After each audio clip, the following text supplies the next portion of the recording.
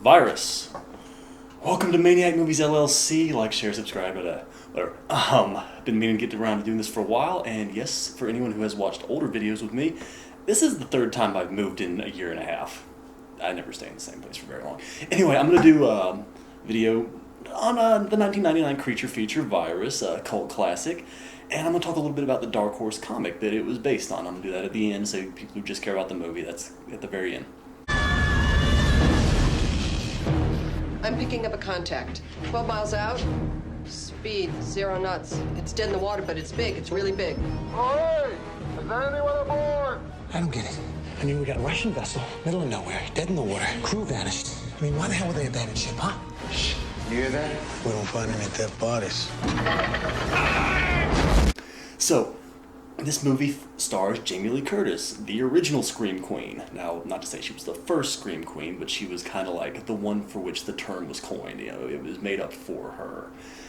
She did that string of horror flicks from the late 70s through to the early 80s with Halloween, Terror Train, Road Games, Prom Night, and Halloween 2. And after Halloween 2, she hung it up more or less. She did Mother's Day in the early Mother's Boys in the early 90s, and then she did finally got lured back to the genre with Halloween 20 years later, and Virus at the end of the 90s. You know, her career was kind of slowing down. She was at that age of actors reach, you know, around 50, when they're kind of transitioning into playing the parent or playing the teacher or the grandmother, you know, like old folks roles basically. And so yeah, her career was slowing down, and she was finally convinced to start doing genre films again. And, she did Halloween 20 years later and was fairly happy with the product. And that movie was actually well received when it was released. It's been reassessed as a bad movie now, but when it first came out, it was popular. And she is good in it. I mean, the movie's slow, but she is good in it. Her performance is good in it. Then she did Virus more or less back-to-back with that, and Virus's release date was actually pushed back because of Halloween 20 years later's release date. They didn't want to have two Jamie Lee Curtis horror films released back-to-back, essentially. Which is probably smart, honestly, but they also pushed Virus back to January, which historically is the dumping ground for movies that studios don't really have any faith in. So that kind of gave everyone a little bit of a pause, like, oh, you don't think this is going to do well, do you? And of course, the movie is about a ship that gets hit with an alien virus, an impulse. It's an electrical impulse. It's alive, but it's an electrical impulse that lives. It doesn't have any corporeal form.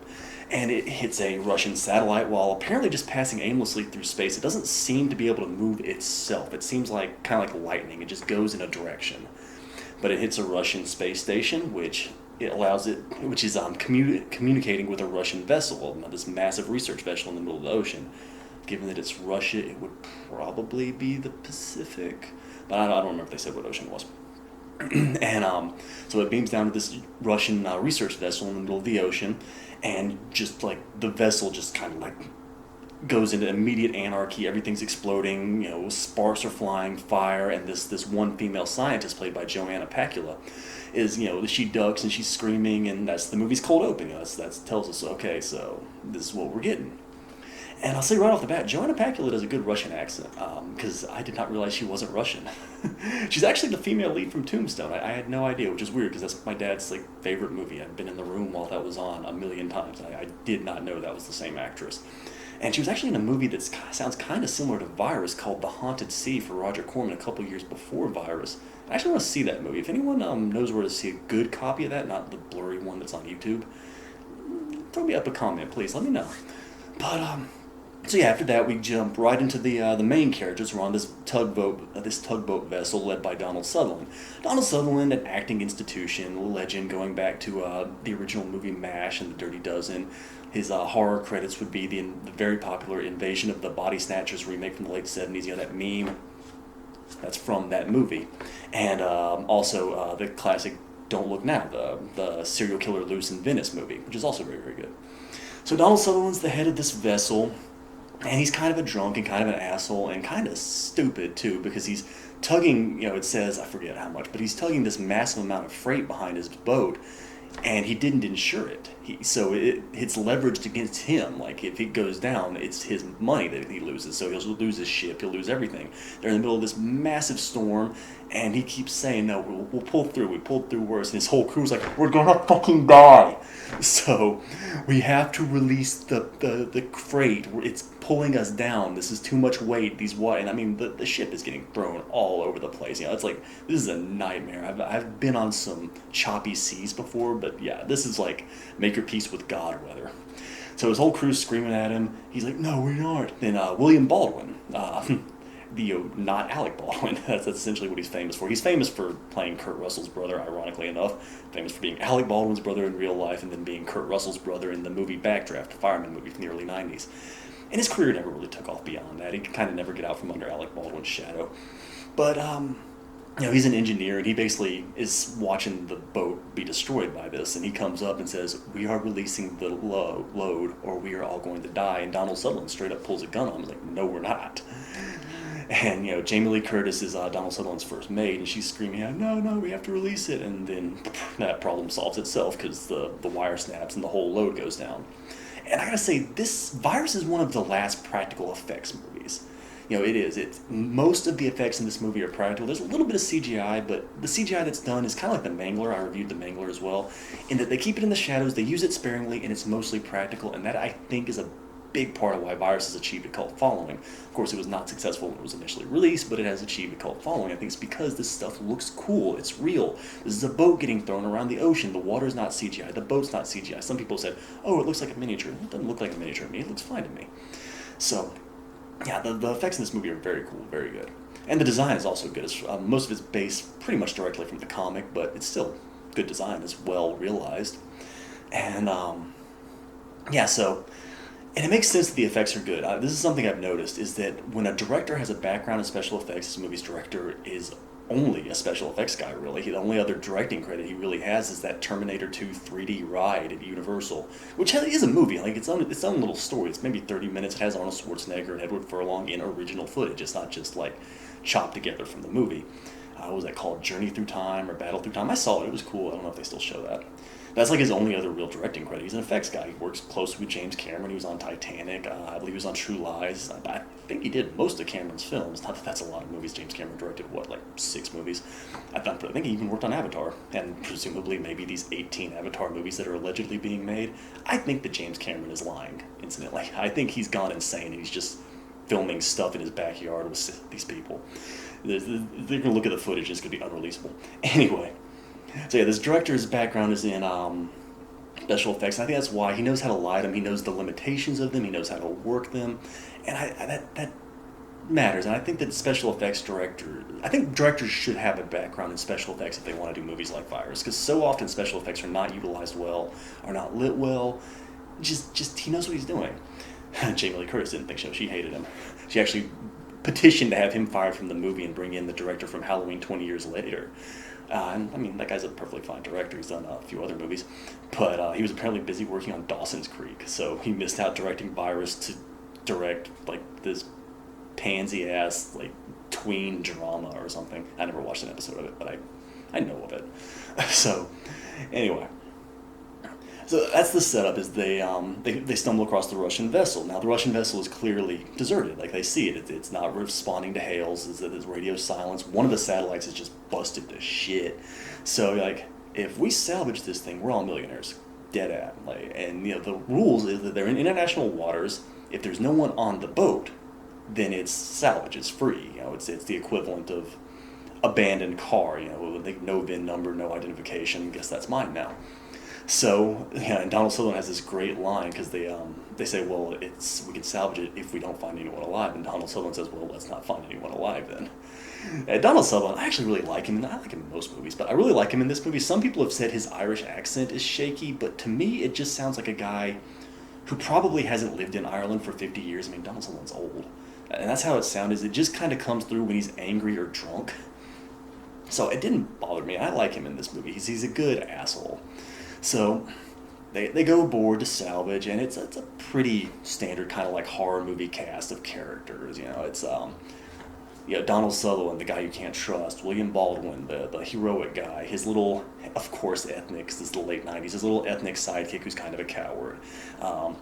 The tough guy, the guy with all the tattoos that Cliff Curtis plays, Cliff Curtis, Fear the Walking Dead and Sunshine, the Danny Boyle sci-fi movie. You got the cowardly guy played by the great Marshall Bell. Who doesn't love Marshall Bell? An institution of character actors from the late 80s, early 90s. Well, no, he worked all through the 90s. This was late 90s. Best known for being Quato's host in Total Recall, or Quato comes out, way to start the reactor, and he was the guy that was the body that held Quato. He was also the guy who freaked out in Starship Troopers. He did a lot of stuff back then. But he's the cowardly guy, and but then and the smart guy, and this is kind of cool because this movie's smart guy is a guy named Richie, who's played by an actor named Sherman Augustus, who was actually a pro football player. He didn't act much. But Richie's honestly my favorite character. I really like him in this movie because he's not a cliche. He's not really a nerd. He's not really a tough guy. He's not really a coward. He's not like the wacky black guy that you got in a lot of 90s movies where he's just there to be funny. He's actually his own character. In a weird way, he's kind of the hero of this movie, even though the movie doesn't really want to admit it, which is sort of funny. But yeah, so they all board the vessel, and I do love. Who doesn't love a giant empty ship movie? There were a few of these in the late 90s, early 2000s with Deep Rising, the tentacle squid monster movie, Ghost Ship, the not so good haunted boat movie, and Virus, and then a little bit later, Triangle, which is fantastic with Melissa George. But I like big empty boat movies. There's something creepy about this big structure floating around in the ocean with no one on it. So it's a cool setup, and it's well shot. In my opinion, it's well shot, even though this guy wasn't really an established director. It's well shot. It's got a good solid cast. It's got a good setup. The issue with Virus is that it doesn't have enough plot. Because if you see a trailer, you already know, okay, alien electrical impulse gets in the ship, starts making little robots, and they attack the people. Like, okay, that's the whole movie. And that's really all this movie is. It's just a wandering around in the dark movie. There's not enough going on. There's not enough going on with these characters even, really.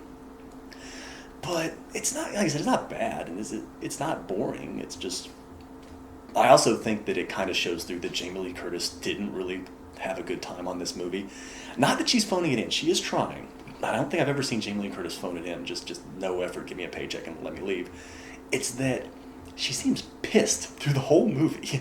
I swear to God, I think she only smiles twice in this whole movie, and it's both in scenes with Cliff Curtis's character, the guy with all the tattoos, who actually kind of reminds me of the guy Queequeg from Moby Dick, the classic novel, the whale hunting book.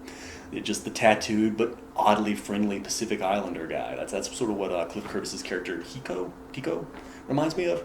And she's the only person in the whole movie she seems to like. Like, she only likes Hiko. I thought it was Tico, but in IMDb it was written as Hiko. So I don't know. I think IMDb has it wrong because I swear to God they're saying Tico. But she smiles when she's bandaging him up, and she smiles at the end when she finds him. But aside from that, I don't think she smiled. And it's funny because the movie would logically set it up that her and William Baldwin, as the hero and heroine of the movie, would have some sort of romantic tension. And yes, they hug at the end, but I mean, after everything they've been through, that makes sense. There doesn't seem to be a bit of romance between them. She doesn't even seem particularly like him. This is like the relationship you'd have with just a coworker. You'd see him on the street. Hey, how you doing? All right, later, and I work with that guy. It's fine. So it's kind of funny that Jamie Lee Curtis's displeasure with the shoot shows through, in my opinion. And yeah, they wander around the boat, and they find Joanna Pacula's character, the Russian woman from the beginning, who's the only sole survivor of the initial thing, and she just tries to light them up, and they're lucky as hell she can't shoot. She just sprays and prays, nothing, and they catch her, and she's like, oh yeah, this crazy shit's happening. Then as soon as they get the power to the boat, of course the boat is essentially sentient now. It's got this alien virus on it, and that was the only thing that was keeping the virus from running the boat, is that she had powered it down. So as soon as the boat powers up, it drops the anchor, sinks Donald Sutherland's boat, and now they're pretty well screwed. They're stuck on this boat. And the rest of the movie is essentially structured like a body count movie. Someone wanders off in the dark, someone gets left behind. During the boat sequence, incidentally, it does establish that Marshall Bell's character is a total coward because the boat's sinking. It gets hit by the anchor. It's got a giant hole in it. It's flooding. They're screwed. And Cliff Curtis's character is injured. And Marshall Bell's like, I'll send help, and he's out. And William Baldwin ends up having to be the hero in that scene, which is about, William Baldwin really doesn't do a lot in this movie, honestly. Even in the end, it's like I said, Richie's really the one who, and Jamie Lee Curtis are the two who really kind of set up the ending. William Baldwin's just kind of this useless sidekick character almost. And I don't particularly like William Baldwin, so I don't care. So, yeah. So the rest of the movie, I guess I'll do a spoiler warning here for anyone who hasn't seen a 20-year-old movie. Is that it's entertaining enough, it's good enough. This is a movie that's really remembered, as part of Jamie Lee Curtis's, repertoire as a scream queen. It's one of her leading roles in a horror film. So it's remembered for that, but it's also remembered just for having really cool practical effects and being one of the last practical effects movies. The CGI wave was essentially started right after this movie, because the CGI dam broke with Star Wars The Phantom Menace, which was released the same year as Virus. So Virus came out in 1999, and then The Phantom Menace came out, I'm guessing, the summer of 1999. It was a Star Wars movie. It probably was a summer release. But, Star Wars The Phantom Menace was the movie that established, just let them do it in post. Do as little practical as humanly possible and just do everything in post. And the CGI dam broke, and it's been shit ever since. I don't like CGI. So, Virus is one of the last. And now when we get a good practical creature effects movie, it's like a newsflash, like The Void or something. It's like, holy crap, they actually did it practically. This is so cool. They never do this. They're too lazy and unambitious. But yeah, so I think that's really what Virus's cult following is, because it's an okay script. It was written by the guy who wrote the first two Species movies with the sexy blonde alien played by Natasha Henstridge, adapted from the comic. And it's ironic because the comic was actually written to be a screenplay, and they didn't feel that they had the special effects necessarily in the early 90s, so they sold it as a comic book instead. Then someone came and bought that concept and turned that into a screenplay of its own. But yeah, so anyway, it's definitely worth watching for fans of creature features, fans of Jamie Lee Curtis, fans of Donald Sutherland. He's actually very prominent in this movie. But yeah, all right. So spoilers, but so they're getting picked off left and right. Little buddy, what was his name? William Baldwin's sidekick. He gets killed. Marshall Bell, the cowardly guy, gets killed. He gets a hole punch claim through him. That was kind of a cool kill. Cliff Curtis just falls the hell overboard during a storm a little later. So, they're dropping like flies, and Richie just says, all right, I'm not dying with you motherfuckers. I'm going to go deal with this. And he just goes off, and he's like building shit. He's grabbing stuff, and it's kind of cool because he's almost working the same as the alien Virus does, in that it uses human beings for spare parts. It uses our organs and, tissue to merge with mechanics to create cyborgs. And that's what Richie kind of is doing. He's just using the spare parts the Virus didn't use to rig up an escape pod to get the hell out of there, because he's not going to die in this boat. And even when they bump into him later, he's just like, yeah, hi, bye, I'm actually going to live. See ya. But I don't think it counts as cowardly. I just think it's him saying, wandering around in the dark is stupid. I'm going to actually try to fix this. So anyway, while Richie's off being smart, they continue to wander around in the dark. They try to call for help, but Donald Sutherland smashes the radio because he's so obsessed with getting his salvage that he doesn't care that the very existence of this alone would probably make you rich, just selling your book rights to this story. But he does that, and I didn't really... They don't seem to know what to do with Donald Sutherland's character after the first half of this movie, because what he does is just sort of stupid, where he sabotages the radio, which makes more sense in the comic. Because in this movie, he does it just because he's a greedy asshole. And stupid. And then the Virus tries to recruit him, and it assimilates him because he's the dominant life form. So it assimilates him, it turns him into a robot, and all he really does is show up and they immediately destroy him. It doesn't amount to anything. It was just this pointless little, I guess we need to kill off Donald Sutherland, so that's how he died, I guess. Then they end up in the basement. They're going to sink the ship because they want to make sure the Virus doesn't get up to land, so it can't spread to other electricity. Now it can't spread through other systems, rather. So they get into the bottom where Richie is rigged up his escape pod, and the alien, the mechanical behemoth, which is a practical effect, apparently weighed thousands of pounds. The thing is awesome looking. They even made a toy out of it. And if I wasn't way past the age where I still collect action figures in their original packaging, I would buy this, and I'm still thinking of buying it as like a gift for someone.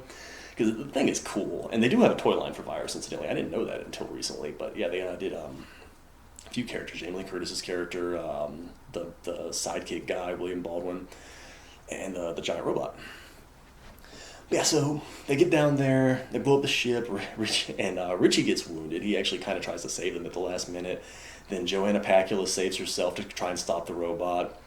Then the ship's going down, Richie's dying. He tells him that he rigged up this escape pod, and William Baldwin and Jamie Lee Curtis basically just have to hug each other because it was really only made for one person. They get jettisoned out into sea, and they survive. They see Deco floating around, and Jamie Lee Curtis smiles for the second time. The movie's like, Deco, eh. And then it does the cheap-ass jump scare where Tico pretends to be alive for saying he's really dead. And that was lame as hell. That shouldn't have been there. That should have been cut.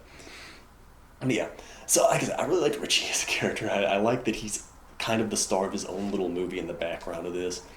But yeah, it's an okay movie with really cool creature design and effects. I think the robotics mixed with and essentially they're cyborgs. It's biological material and robotics mixed together. It's cool. It's good looking.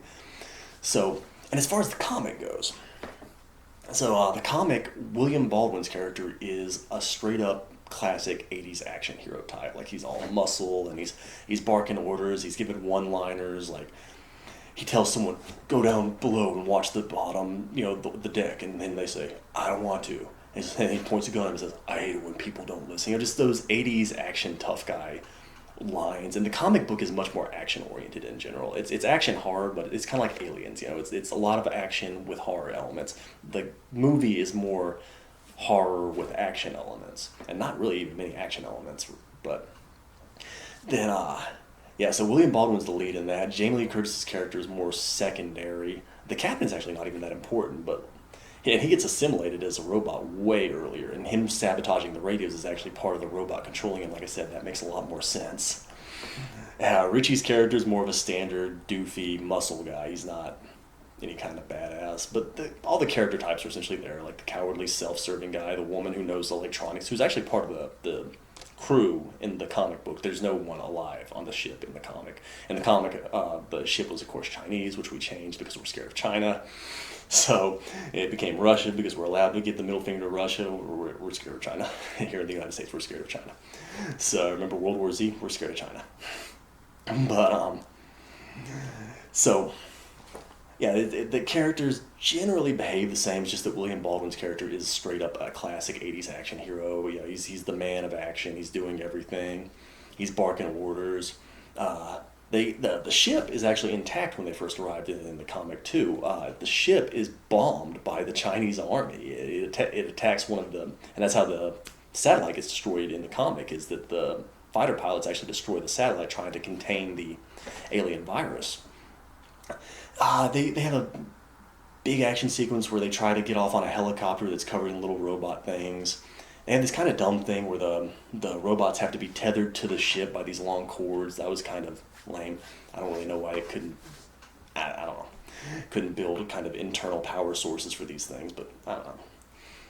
And yeah, like I said, it's just generally more action-oriented. At the end, when they sink the boat, it doesn't immediately kill the giant robot either. It jumps over to keep chasing them, and Jamie Lee Curtis's character actually sinks it with an anchor, which was kind of a cool way to kill it, honestly. And she attaches the chain from the anchor to it, then releases the anchor and drags it down into the ocean.